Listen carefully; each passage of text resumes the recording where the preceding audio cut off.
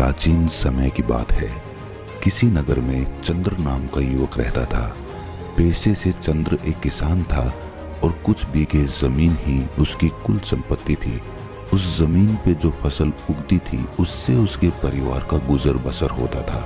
जिस साल फसल अच्छी हो जाती थी वो साल चंद्र के लिए खुशी का साल होता था, लेकिन जिस साल फसल अच्छी नहीं होती थी उस साल उसके परिवार को बड़ी ही दिक्कतों का सामना करना पड़ता था। समय अपनी रफ्तार से आगे बढ़ रहा था और चंद्र अपनी जमीन पर पैदावार बढ़ाने के लिए हर संभव प्रयास करता रहता था। लेकिन चंद्र का एक पड़ोसी था। उसके पास कुछ गायें थी और गायों के कुछ बछड़े थे। उसका पड़ोसी पेशे से एक ग्वाला था। अपनी गायों का दूध वो घर घर बेचकर अपना गुजर बसर किया करता था। लेकिन उसकी एक समस्या थी। वो गायों से दूध तो निकालना चाहता था, लेकिन जब बात उनको खिलाने पिलाने की आती, चारा डालने की आती, तो वो अपनी गायों को खुला छोड़ देता था, क्योंकि उसे पता था कि गाय दूसरों के खेतों में जाकर अपना पेट भर के वापस उसी के पास आ जाएंगी। उसका काम सिर्फ गायों से दूध निकालने का था। उनकी देखभाल का जिम्मा वो लेना ही नहीं चाहता था। इसकी वजह से बहुत से लोग उसे ताने भी देते थे, क्योंकि गाय जब उनके खेतों में घुसती थी तो फसलों को बड़ा नुकसान होता था। वो उससे शिकायत करते कि जब दूध तुम निकालते हो तो उसको चारा तुम क्यों नहीं डालते हो, क्यों हमारी फसल बर्बाद करने के लिए उसे खुला छोड़ देते हो। इस पर वो कहता कि मैं गायों को पूरे दिन बांध के नहीं रख सकता, उनको खुला भी छोड़ना चाहिए। गाय हमारी माँ होती है और अगर तुम्हारी फसल खराब होती है तो तुम अपनी फसलों की निगरानी रखो।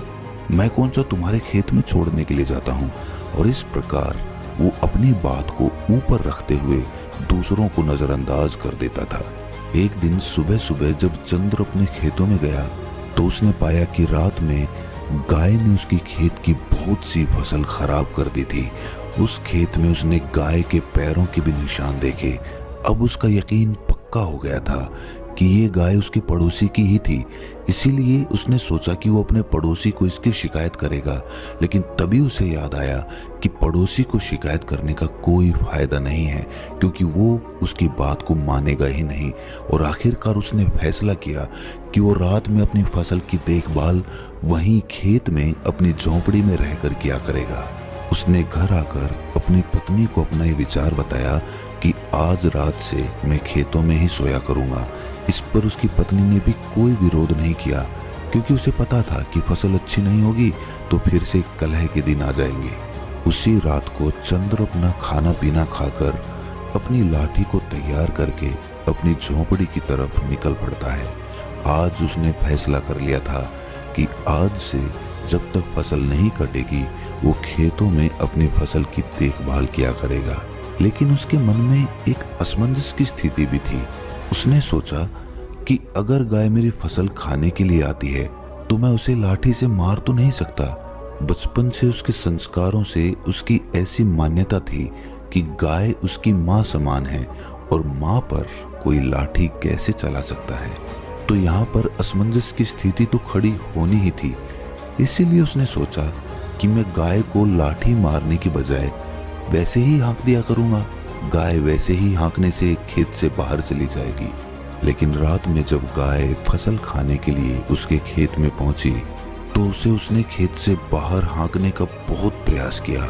वो इस कोने से गाय को बाहर हाँकने की कोशिश करता तो गाय उस कोने पर पहुंच जाती, लेकिन गाय उस खेत से बाहर निकलने का नाम ही नहीं ले रही थी। इससे चंद्र की झल्लाहट बढ़ती जा रही थी।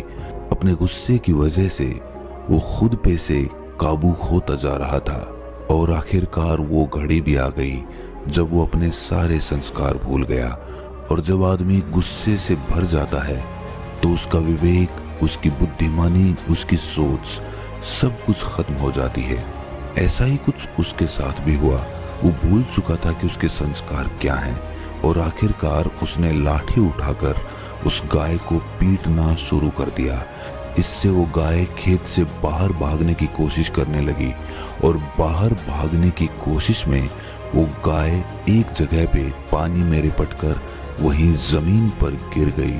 और बदकिस्मती से जहां पर वो गाय गिरी थी वहीं पर जमीन पर एक बड़ा सा पत्थर भी पड़ा हुआ था, जिसके कारण उस गाय की उस पत्थर पर गिरने की वजह से वहीं पर मौत हो गई।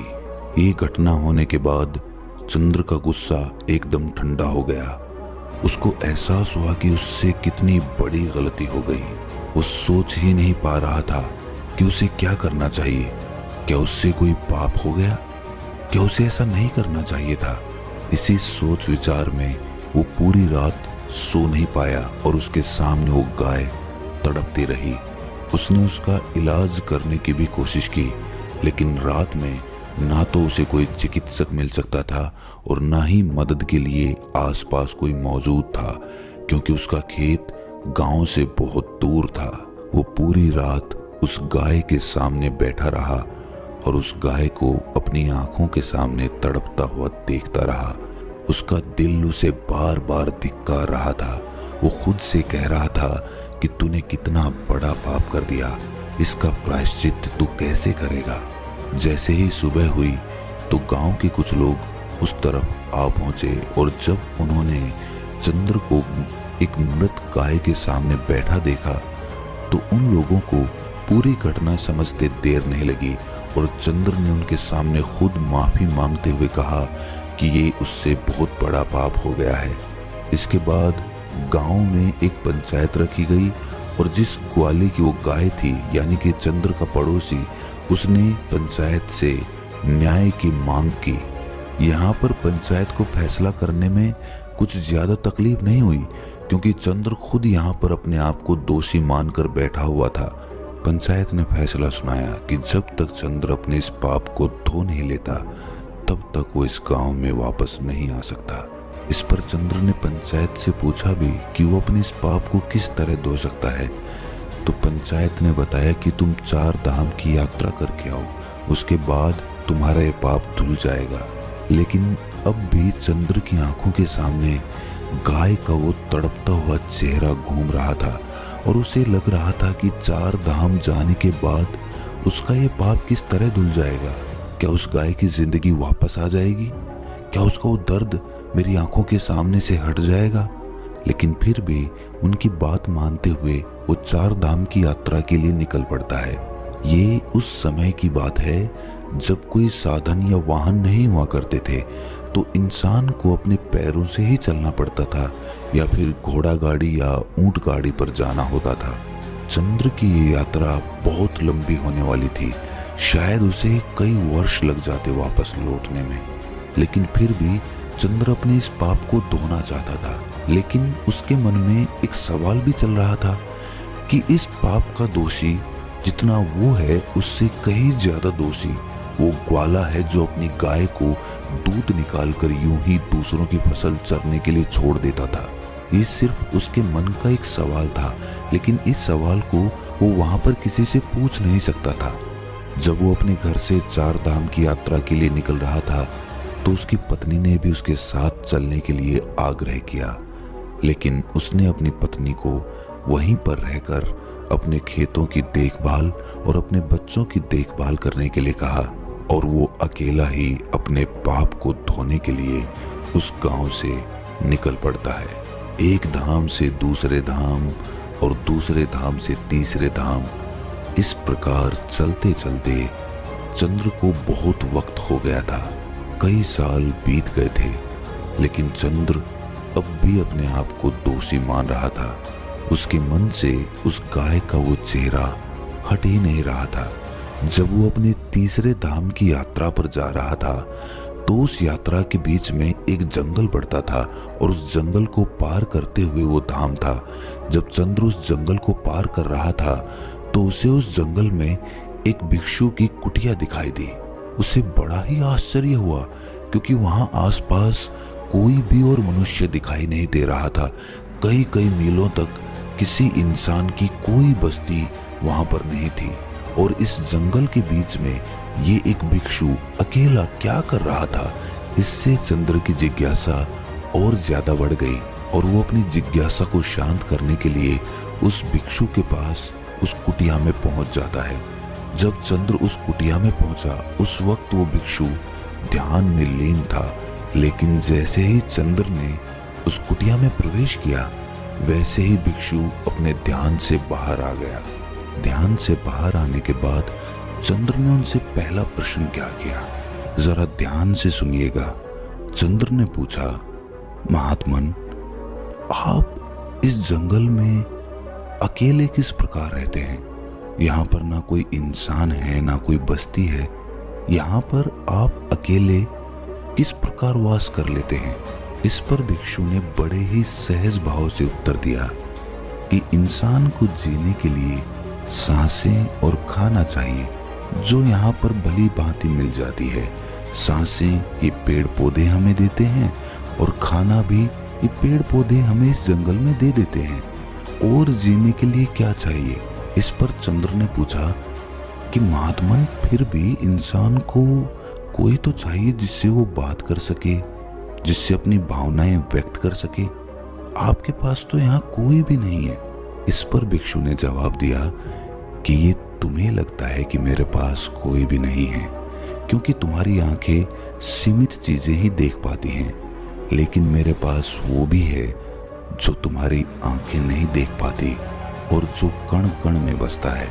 इन बातों से चंद्र को एहसास होने लगा था कि ये कोई साधारण भिक्षु नहीं है, इनकी समझ बहुत गहरी है और इनसे मुझे अपने सवालों के जवाब मिल सकते हैं।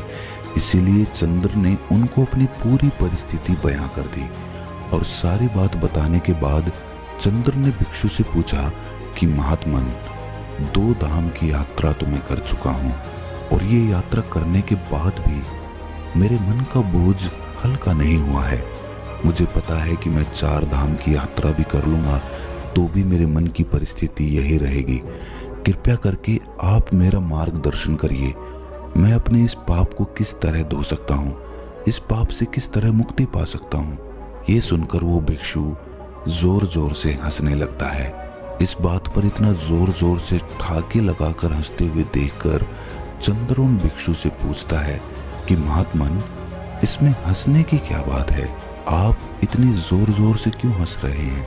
इस पर वो भिक्षु कहता है कि बंदे, तुम उस पाप को धोने की बात कर रहे हो जो तुमने किया ही नहीं है। तुम अंधकार में भटक गए हो। जो तुमने किया वो कोई पाप नहीं था। वो तुम्हें लगता है कि पाप है, लेकिन वास्तविकता में वो पाप नहीं है। अच्छा ये बताओ, अगर तुम उस गाय को अपना पूरा खेत चरने के लिए छोड़ देते तो क्या वो सही होता? जरा सोचो। इस पर चंद्र कहता है कि नहीं महात्मन, वो तो बिल्कुल भी अच्छा नहीं होता, क्योंकि किसानी करना तो मेरा पेशा है और अगर वो मेरे खेत की पूरी फसल खा जाती तो मैं अपना परिवार किस प्रकार चलाता, अपना गुजर बसर किस प्रकार करता। ये सुनकर उस भिक्षु ने कहा, तो यही बात तुम समझ नहीं पा रहे हो। तुम्हारा सबसे बड़ा कर्तव्य यही था कि तुम अपनी फसल की रक्षा करो। वही तुम्हारा सबसे बड़ा कर्म था और अपने कर्म को पूरा करने के लिए चाहे इंसान को कुछ भी करना पड़े, उसे करना चाहिए और वही तुमने किया। एक उदाहरण देते हुए भिक्षु ने बताया कि जिस प्रकार श्री कृष्ण ने धर्म की रक्षा के लिए कौरवों से युद्ध करने के लिए अर्जुन को गीता का उपदेश दिया और उसे युद्ध करने के लिए प्रेरित किया, क्योंकि वही उस वक्त की प्राथमिकता थी। हमें ये जरूर देखना होगा कि हमारी प्राथमिकता क्या है और उसी प्राथमिकता के आधार पर हमें अपने कर्म का चुनाव करना होता है। इसके बाद भिक्षु ने चंद्र को समझाते हुए कहा कि जब तक तुम अपने आप को कर्ता समझते रहोगे, यानी कि करने वाला, तब तक तुम्हें दुख ही होता रहेगा। तुम्हारा मन हमेशा संताप झेलता रहेगा, क्योंकि तुम समझ रहे हो कि तुम करने वाले हो, तुम करता हो और वही तुम्हारे दुख का कारण बन जाता है। इस परिस्थिति में तुम्हें लग रहा है कि तुम्हारी वजह से वो गाय मारी गई, क्योंकि तुम अपने आप को कर्ता समझ रहे हो और यही तुम्हारे दुख का कारण है। लेकिन जब तुम अपने आप को सिर्फ क्रिया समझोगे, कर्म करने वाला समझोगे, तब तुम्हें दुख नहीं होगा, क्योंकि वहां पर तुम कर्ता नहीं हो, वहां पर तुम क्रिया हो। करने वाला और रचने वाला तो कोई और है। तुम इस नाटक में सिर्फ अभिनय कर रहे हो। अपना पात्र पूरा करो और यहाँ से चलते बनो। अपने आप को इस नाटक का निर्देशक कभी मत समझना, क्योंकि निर्देशक कोई और है।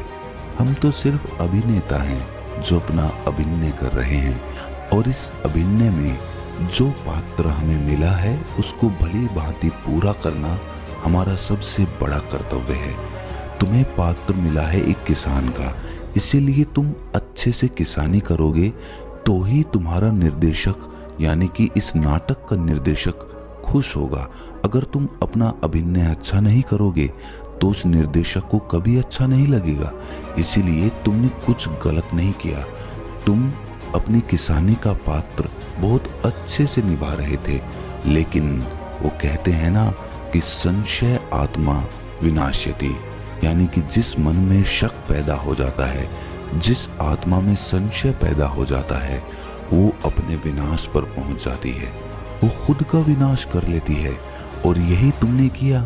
तुम्हारे मन में द्विधा उत्पन्न हो गई कि मैं किसानी करूं या मैं उस गाय के प्रति अपना कर्तव्य निभाऊं। और जहां पर आदमी में संशय आ जाता है वहां पर उसका विनाश निश्चित हो जाता है। एक आखिरी सवाल जो चंद्र ने उन भिक्षु से पूछा वो बहुत गहरा था, जरा ध्यान से सुनिए। चंद्र ने पूछा कि महात्मन, जो कर्म हम करते हैं हमें उसका फल किस प्रकार मिलता है? अगर मैंने कुछ गलत किया ही नहीं तो मैं यहाँ पर प्रायश्चित क्यों भोग रहा हूँ? और अगर मैंने अपना कर्तव्य निभाया है, अगर मैंने अपना कर्म पूरा किया है, तो मैं यहाँ पर दुख क्यों झेल रहा हूँ? मेरा मन इतनी उत्पीड़न से क्यों भरा हुआ है? इस पर बौद्ध भिक्षु ने उसे समझाते हुए कहा कि जब तुम जमीन में कोई बीज डालते हो फसल उगाने के लिए, तो तुम्हें कैसे पता चलता है कि तुम्हारी फसल कौन सा फल देगी? ये सुनकर चंद्र ने जवाब दिया कि महात्मन, ये तो बीज डालने के कई महीनों बाद पता चलता है कि ये फसल कौन सा फल देने वाली है। जब तक हमें ये पता नहीं चलेगा कि ये बीज किस पेड़ का है, तब तक हमें कैसे पता चल सकता है कि ये पेड़ कौन सा फल देने वाला है? ये सुनकर भिक्षु मुस्कुराते हुए कहने लगे कि जिस प्रकार बीज को जमीन में डालने पर हमें पता नहीं होता है कि वो कौन सा फल देगा, उसी प्रकार कर्म करते हुए हमें ये पता नहीं होता कि इस कर्म का फल हमें किस प्रकार मिलेगा। हो सकता है उस कर्म का फल मिलने में कुछ देरी हो जाए, लेकिन उस कर्म का फल मिलता जरूर है। लेकिन इंसान में उतना संयम नहीं रहता, वो इतनी दूर दृष्टि नहीं रखता, वो इतना सोच ही नहीं पाता। उसे तो अपने कर्मों का फल तत्क्षण चाहिए। वो तो ये चाहता है कि जैसे ही मैं अपना कर्म करूं वैसे ही मुझे अपना फल मिल जाए। लेकिन ऐसा जिंदगी के किसी पैमाने पर नहीं होता है। कोई भी विद्यार्थी जब मेहनत करता है तो कई साल बाद उसे उस विद्या का परिणाम मिलता है। अगर कोई विद्यार्थी ये सोचे कि आज मैं ये पूरी पुस्तक पढ़ लेता हूँ और कल ही मैं परीक्षा में बैठ जाऊं, तो ऐसा हो नहीं सकता है। उसे सालों साल अभ्यास करना पड़ता है, और उस अभ्यास का फल उसे कब मिलेगा उसे ये पता भी नहीं होता है। लेकिन फिर भी इंसान ये समझ नहीं पाता और हमेशा अंधकार में भटकता रहता है। अपनी बात खत्म करते हुए भिक्षु ने कहा कि तुम अब अपने गांव लौट जाओ। तुम्हें 4 धाम की यात्रा करने की कोई जरूरत नहीं है। तुम अच्छे से गांव में जाकर अपना कर्म करो और वहां पर अपने परिवार की देखभाल करो। यही तुम्हारा अभिनय है और यही तुम्हारा पात्र है जो तुम्हें इस जीवन में निभाना है। ये सुनकर चंद्र कहता है, लेकिन महात्मन, पंचायत ने मुझे दोषी पाया है और जब तक मैं अपनी सजा पूरी नहीं कर लेता, यानी कि अपना पाप नहीं धो लेता, तब तक मैं कैसे वापस जा सकता हूँ? ये तो धोखा होगा, छल होगा, जिसका परिणाम मुझे बाद में भोगना होगा। इस पर वो भिक्षु कहता है कि तुम एक बार अपने गांव में जाओ, वहां की परिस्थिति बहुत कुछ बदल चुकी होगी। वो गांव अब वैसा नहीं रहा होगा जैसा कि तुम छोड़ कर आए थे, क्योंकि तुम अपने कर्म अच्छे से कर रहे थे और उन कर्मों के परिणाम अब वहां पर तुम्हारे परिवार को मिलने शुरू भी हो चुके होंगे। जाओ, इस चीज को अपनी आंखों से देखो और कर्मों के इस विधान को भली भांति समझो। ये सुनकर चंद्र अपनी यात्रा के बीच से ही वापस अपने गांव में लौट आता है और गांव में लौटकर वो क्या देखता है कि उसका वो ग्वाला पड़ोसी जो गायों को यूं ही छोड़ देता था, उसके पास अब एक भी गाय नहीं थी और दूसरी तरफ उसके परिवार के नाम पर गांव में एक गौशाला बनी हुई थी, जहां पर गांव के लोग अपनी श्रद्धा से कुछ न कुछ गायों को खाने के लिए चारा भेंट में देते रहते थे। ये दृश्य देखकर चंद्र आश्चर्यचकित रह गया। उसे समझ नहीं आया कि ये किस प्रकार हुआ। जब उसने लोगों से पूछा कि ये किस प्रकार हुआ, तो लोगों ने उसे बताया कि तुम्हारे जाने के बाद इस ग्वाले ने अपनी गायें रात में छोड़ना बंद नहीं किया और इसकी गायें दूसरों के खेतों में भी फसलों को नुकसान पहुंचाती रहती थी, जिससे सभी गांव वाले बहुत परेशान हो गए। और आखिरकार एक दिन पंचायत हुई और पंचायत ने ये निर्णय किया कि चंद्र से कुछ गलत नहीं हुआ था।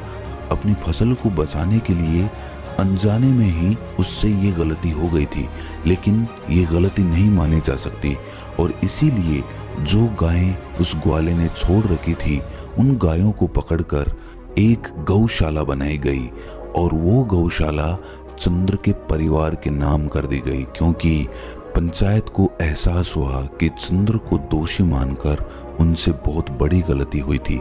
इसीलिए अपनी गलती को सुधारने के लिए उन्होंने वो गौशाला चंद्र के परिवार के नाम कर दी। ये दृश्य देखकर चंद्र की आंखें खुल गई। उसे उस भिक्षु की वो बात याद आ गई कि जब हम जमीन में बीज को डालते हैं तब हमें ये पता नहीं होता कि वो बीज क्या फल देगा, लेकिन जिस दिन वो फल देता है उस दिन हमें पता चलता है कि हमारा वो कर्म कितना सार्थक था। तो दोस्तों, कैसी लगी ये कहानी आपको? कमेंट सेक्शन में ज़रूर बताना और अच्छी लगी हो तो इस वीडियो को लाइक करके चैनल को सब्सक्राइब ज़रूर कर देना। तो मिलते हैं अगली ही किसी ऐसी कहानी में, तब तक के लिए अपना ख्याल रखें।